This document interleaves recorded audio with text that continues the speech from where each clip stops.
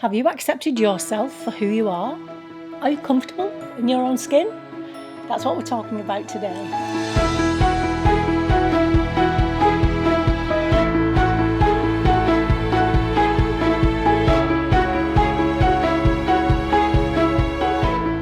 Hi, my name's Christine L. Conroy. Welcome to Happy Stuff and Fluff, a channel for women over 50 who are getting happy and growing younger. So yes, accept yourself for who you are. Do you know who you are? Because that's a big one. This saying, accept yourself for who you are, we hear it all the time. I've heard myself say it, which is strange because on this channel, of course, what I focus on and what I've been passionate about my whole life is personal growth and change, increasing happiness and well-being and change. And then on the other hand, I'm saying, but accept yourself the way you are. Well, I want to explain where those two things meet and why they don't necessarily contradict each other. What I mean when I say accept yourself. I think, first of all, we should all have this sentence, whether or not you believe in God or a higher being, we should have this sentence up front and central so that we can see it every day.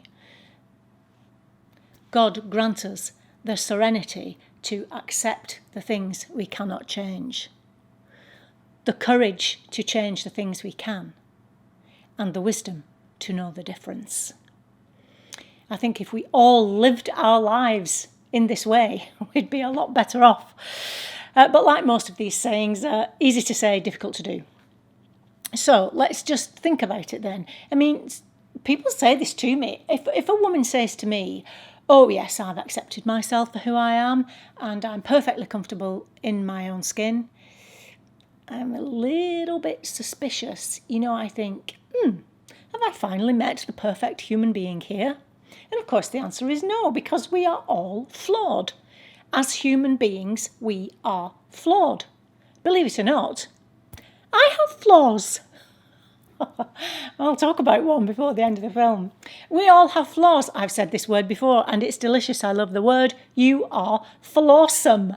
You're a flawsome human being.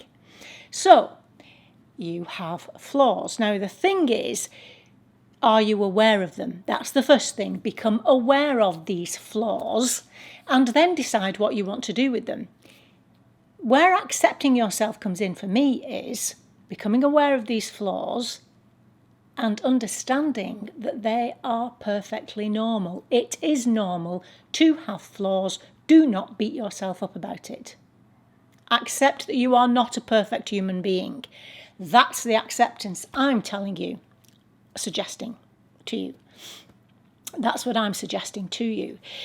Then when you know about the flaws and you decide, is this spoiling my life in any way? Is it something that can be changed? Most importantly, do you want to change it?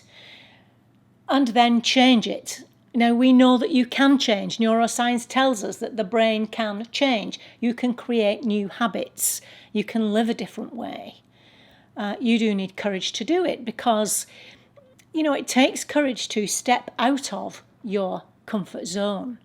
And I think that's where the courage to change the things we can and the wisdom to know the difference. If you can work that out on your flaws, and then if you find something like I found that you think you want to change, start to work on changing it and then carry on with your life. But whilst you're carrying on with your life, celebrate your strengths. Your flaws are not up here. You've noticed something that you think you want to change, start to work on it. In the meantime, celebrate your strengths. That's how I would say it to you.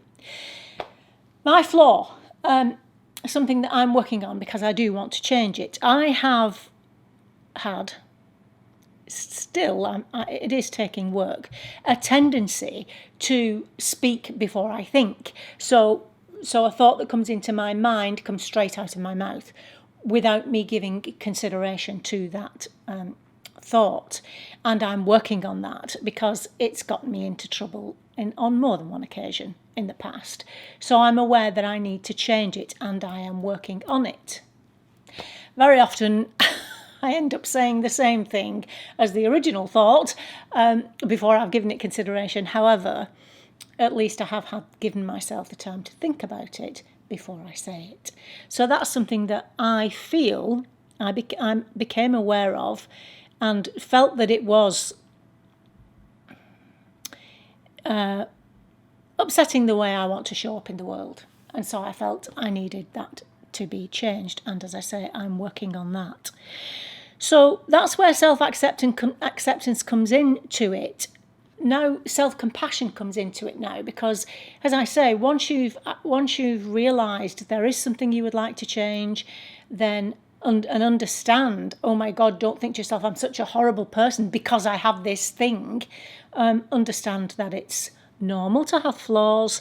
Don't beat yourself up about it. This is where self-compassion comes in. Be kind to yourself about it, and then start working on what you want to change.